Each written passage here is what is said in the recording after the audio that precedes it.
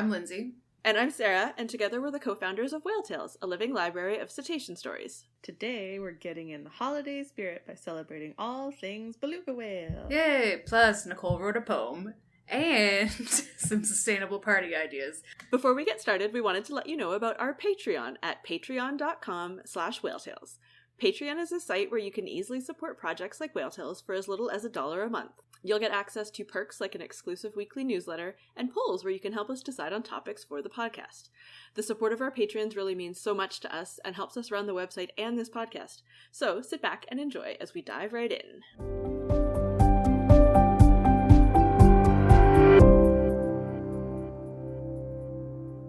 All right, everybody. So why are we talking about belugas for the holidays? I don't know. Why? Because they live in the land of lots of snow, and Santas, and yeah, that's why. There's just something about them that, like, I don't know, I feel the Christmas spirit anytime I think about a beluga, and maybe it is just because they live in the Arctic, or it's because they're white, or I don't know what it is. It must be a combo, because I don't feel that way about bowhead whales. No, it's true. No, I don't either. But I don't have a lot of feelings about bowhead whales, so, you know, maybe. I don't know. Yeah, I don't know. It's true. They feel jolly. They feel jolly. They do. They are very happy, smiley animals. Yes. Yes. They feel jolly and wintry. Yeah, Yes. It's that combo. Mm-hmm. There we go. That's probably what it is. So, in preparation for our holiday episode, we decided really there was no other option. We had to talk about belugas. Our hands were tied. So, Sarah, Lindsay, what are your feelings about belugas? I'm a fan. Mm-hmm. Me too. Me three. I'm a fan. I like them. They're squishy. Yes. Yes. They are squishy and they look really weird and awkward, but then you see them actually underwater and they, like, their bodies make a lot of sense. Mm-hmm. So I like that about them. Yeah. Yes. Makes sense. I like all of their noises. Yeah. Yes. They are known as the canaries of the sea because they sing, and they make, in fact, many, many, many, many, many, many, many, many different noises, and they are awesome. Which is probably a fair point or time to say that all three of us have just a little experience with belugas. Mm-hmm. This is true. And that we know lots about them, and so this is probably episode 1 of many where we will talk about belugas. Yeah.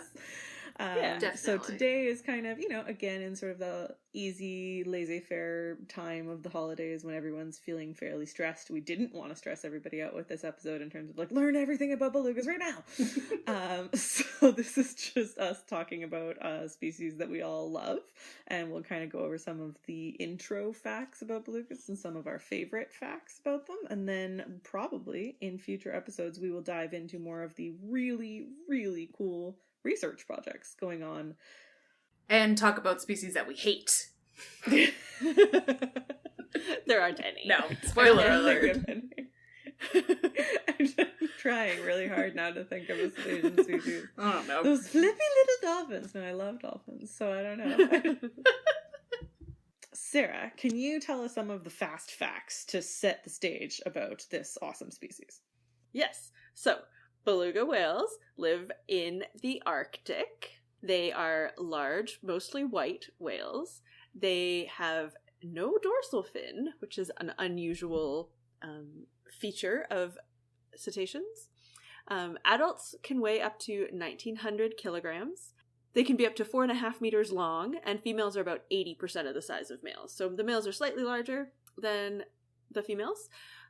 Also slightly heavier, I would say, from experience. Oh, yes. They're, like, way fatter. The males. Well, Yeah. the males are like probably 80% or like 20% longer and like maybe like 40% heavier at times real of the big. year. Yeah. Real big. Yeah, they get really chunky. They eat a huge variety of basically anything they can find.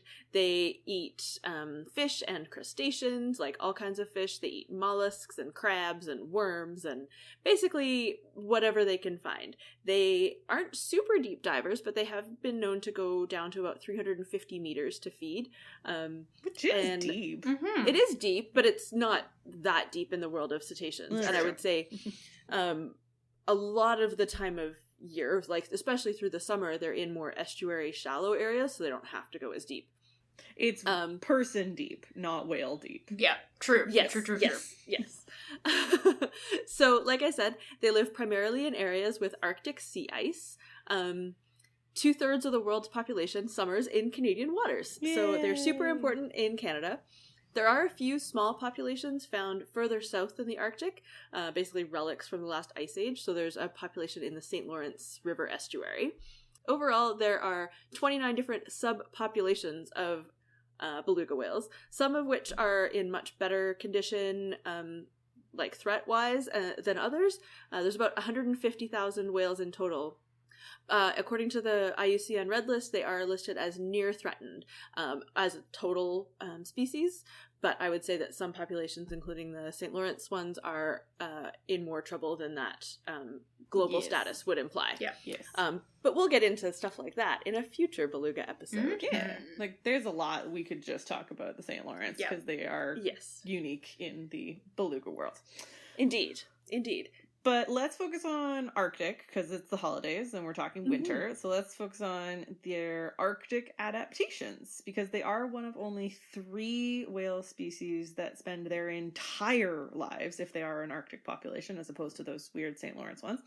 They spend their entire lives in the Arctic. Many species of cetacean go up to party in the Arctic during the summer for feeding purposes, but only the beluga whale, the narwhal, and the bowhead live there year-round because they are tough. Yeah.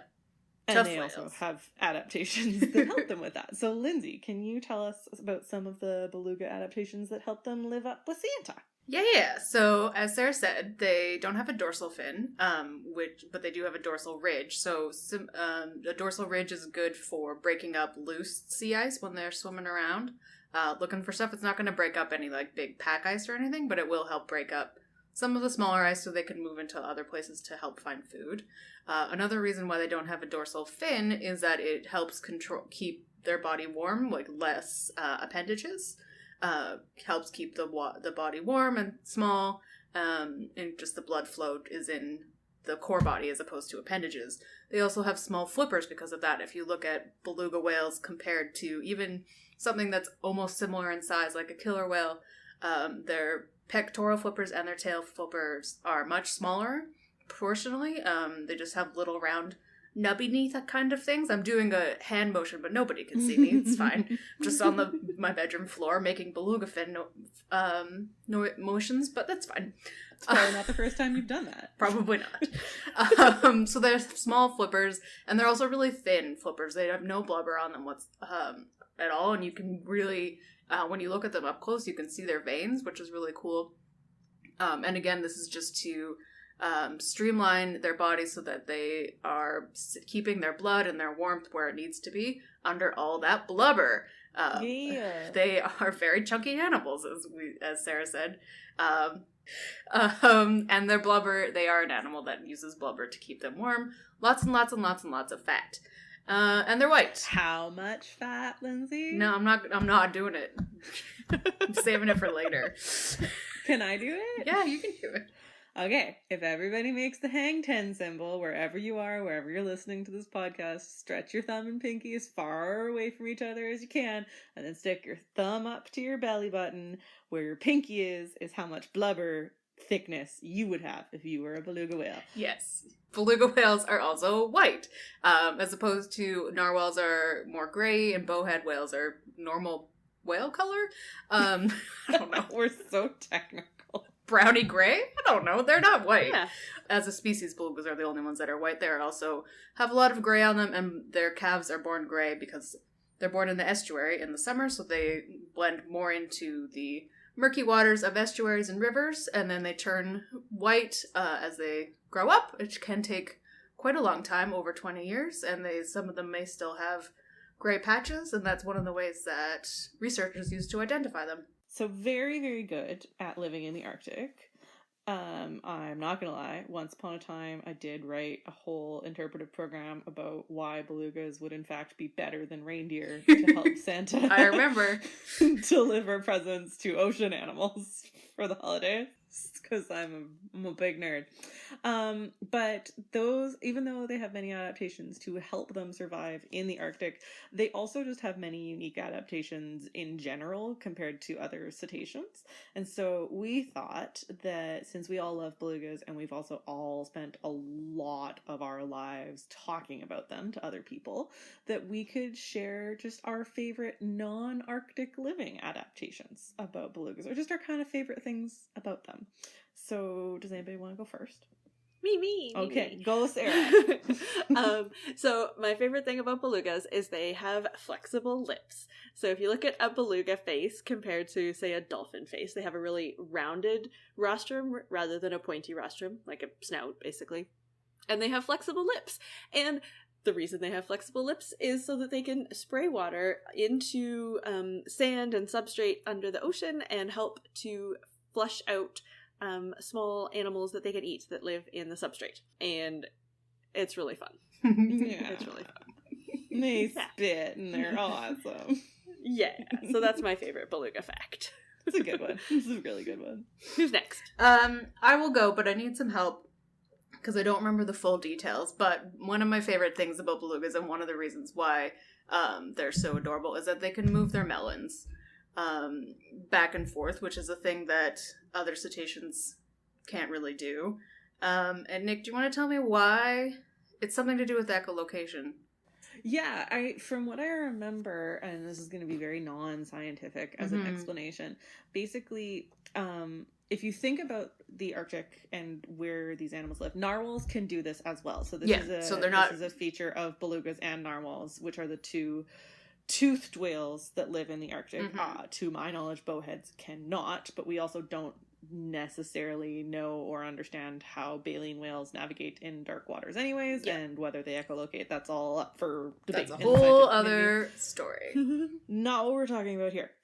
So if you think about the Arctic in ocean environment, and remember the fact that for really like 5.5, 6 months of the year, it's pitch black. So it's the ocean is dark already, but when you factor in the fact that for much of half of the year, there's also significantly less sunlight than you would see in a lot of the other ocean areas, it's thought, this is one of the hypotheses anyway, that just the need to echolocate is greater in the Arctic. And so if you think about sort of the physiology of the melon area, which is where, every toothed whale has a melon, but it seems to be less flexible than those of the narwhal and beluga. So when Lindsay's talking about them being able to shake their melon, they can just change effectively the shape of their forehead, which is where their melon is. It makes it really cool because they just, it changes their facial expression, and it's just like, if you think about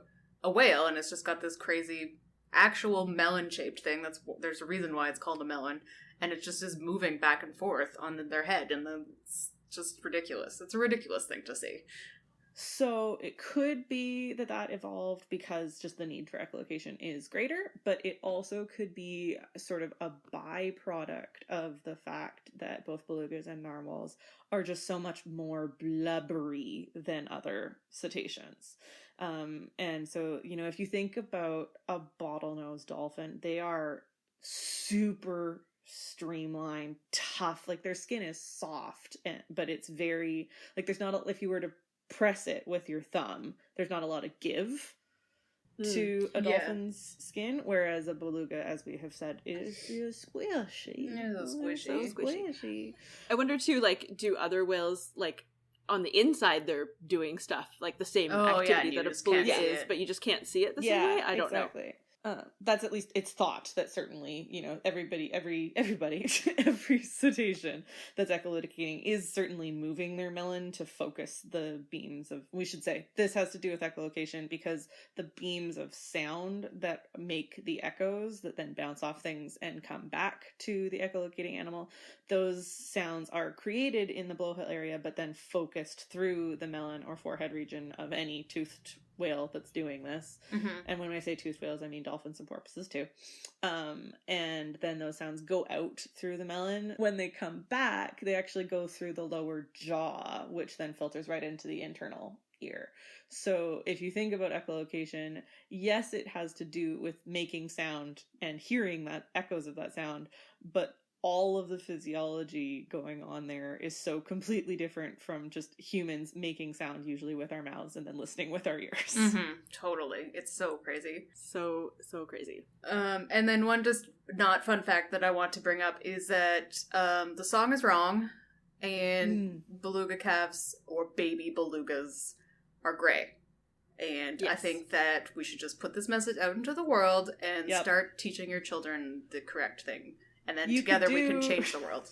Yes, you could do what we have done in our house, because someone out there who thought they were funny for my baby shower for our yet unborn son at the time gave me Baby Beluga, and I have maybe heard that song more than I ever need to, so I don't need the book. More than I've as ever well. heard the song, any other song of my life. Yeah, but as it turns out, James, my son, actually really does love the Baby Beluga book, and so I change the words to that book every time that I read it. A little gray whale on the go, but also there's a part in the first verse that says, "Is the water warm?" And that's not, belugas don't live in warm water. That's dumb. Yeah.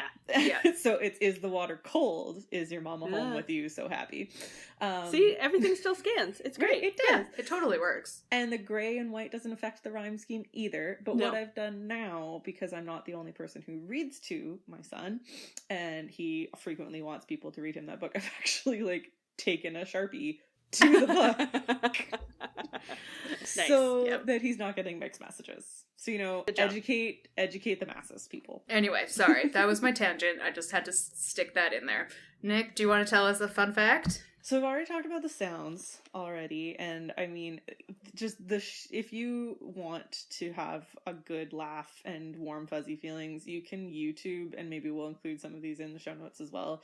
They're not in there now, but we can look for them. Just YouTube belugas making noise, and it's just, there's so many different noises that they can make, and it's really, really cool to listen to. But I think in addition to that, because it's just so random, one of my other favorite things about belugas is that they seem to really enjoy pushing things around on their head. So in the Arctic, belugas have been seen pushing not just, logs and other debris around with their melons for no apparent reason other than just because it must be fun, but actual antlers of reindeer, real true caribou reindeer, that have molted off, because this is a natural thing that happens. It's not like something necessarily bad happened to the poor reindeer.